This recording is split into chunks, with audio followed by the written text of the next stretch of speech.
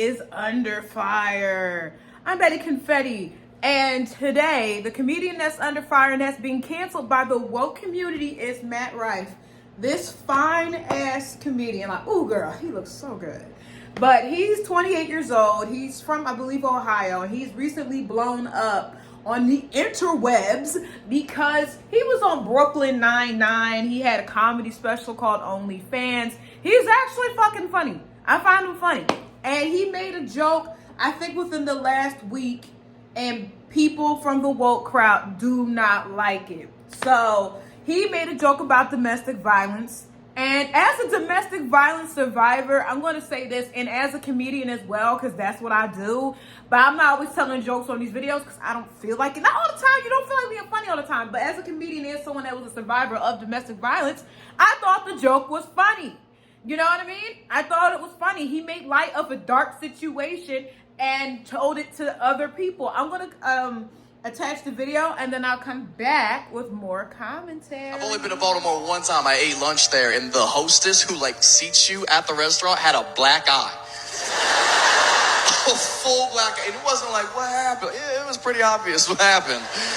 And we couldn't get over the fact that we're like, this is the face of the company? Like, this is who you have greeting people? And my boy who I was with was like, yeah, I feel bad for her, man. I feel like they should put her in the kitchen or something where nobody has to see her face, you know?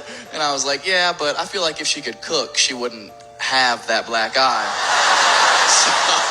He walks into a Denny's in Baltimore and that the hostess has a black eye. And his friend says that he feel bad for her and they should have her in the back cooking, but if she could cook, she probably wouldn't have the black eye. I thought it was kind of funny. Is it the best joke that I've ever heard? Absolutely not. But it was still funny. Like, it wasn't horrible. They act like he made, I don't know, it's like you can't make a joke about anything anymore. Like, I've been, like I told you guys, I was a comedian. I made a dick joke, right? I made a dick joke. Someone got offended, and they'll wait after the show to tell you how they don't appreciate your joke.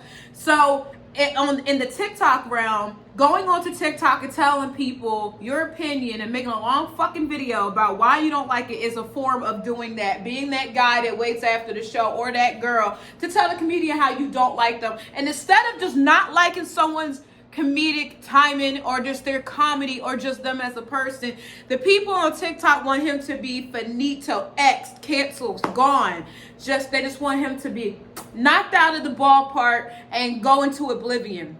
So these are some TikTok videos of people expressing their little weak ass opinions on why he should be canceled because they don't like him and he hurt their feelings. Domestic violence joke, right? And it made me realize that sometimes if you don't have oppression of your own to pull from, you try to make fun of the oppression of others, but unfortunately you don't have the angle of understanding to make it funny, right? It was literally like this. Me and my friend went to a bar in Baltimore and the girl at the front had a black eye and it was obvious what it was from, which I found to be a weird comment. It was obvious what it was from. And then my friend said, wow, this is the face of the restaurant. Why don't they put her back in the kitchen? And I said, well, if she could cook, she probably wouldn't have gotten that black eye. Cue the laughter. Because you were supposed to picture a woman getting hit because she can't cook. And you were supposed to laugh. Did you laugh? Is that what he means by he made this for men? You want to make fun of domestic... seats you at the restaurant had a black eye. The only thing crazier than Matt Rife's joke about domestic violence might be his response to the criticism he's faced. If you haven't had the pleasure of coming across this joke, let me catch you up. Basically, he and his friend were at a restaurant and their waitress had a black eye. Oh, but she should be in the kitchen. She shouldn't be in the front of the house looking like that. But if she knew how to cook, she probably wouldn't have had a black eye to begin with. So here's his response that he posted. It's on his Instagram story right now. If you've ever been offended by a joke I've told, here's a link to my official apology. The link is to a special needs helmet website where you can buy special needs helmets. Oh my God. What I think Matt Rife and other offensive comedians have failed to do is just for 1 second put themselves in the shoes of someone who is a victim of domestic violence and imagine what it feels like to be this. This is not the worst joke that anyone has ever told. This will not be the last joke that's like this. And it's weird because you cannot have an opinion or a different way of thinking with a group of people like that. The woke crowd. That's right. I'm going to say it. It's just weird to me how he says that and everyone's just like, oh, you shouldn't have said that. Why? It's a part of life. It's something that actually happens. Comedy is based on life. It's based on pain. It's based on misery. Happiness is everything about life in one. And we try to look at it through a funny scope. But you know, and some people just want everything to be so fucking serious, dull, and it's triggering them. If it triggers you, don't watch it. If it triggers you, find something that won't. Watch a boring comedy special with somebody who tells woke jokes about a whole bunch of nothing and that dances around topics instead of actually addressing things, or just tries to pretend that the atrocities of the world never happened. That's not what comedians do. So do I agree with woke TikTok? No, I don't. It's so annoying. I'm sorry. Woke TikTok is like, it's like one of the worst things that has happened to us as Americans. One of them. I didn't say the. I said one of them. But because some people will bite your head off over what you say, so you got to be extra careful of what you say. So let me convey that in that way. But I don't think Matt should be getting canceled with his fine ass.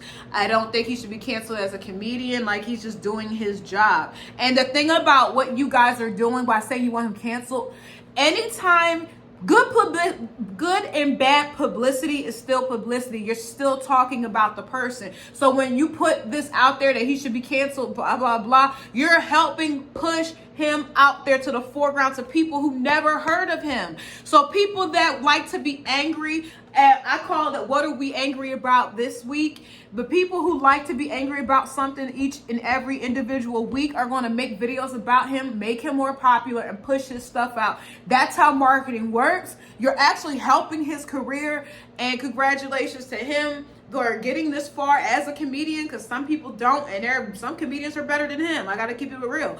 But, you know, it is what it is. I don't think he should be canceled. And that's my opinions on it. If you want to curse me out in the comment section below, do so below. It helps. Like I said, good publicity and bad, it's still publicity. Curse me out in the comment section, it still pushes my video out. You watch it to this point, it still pushes my video out. If you love my video, I appreciate you more than anyone else. Give me a kiss. Give me that.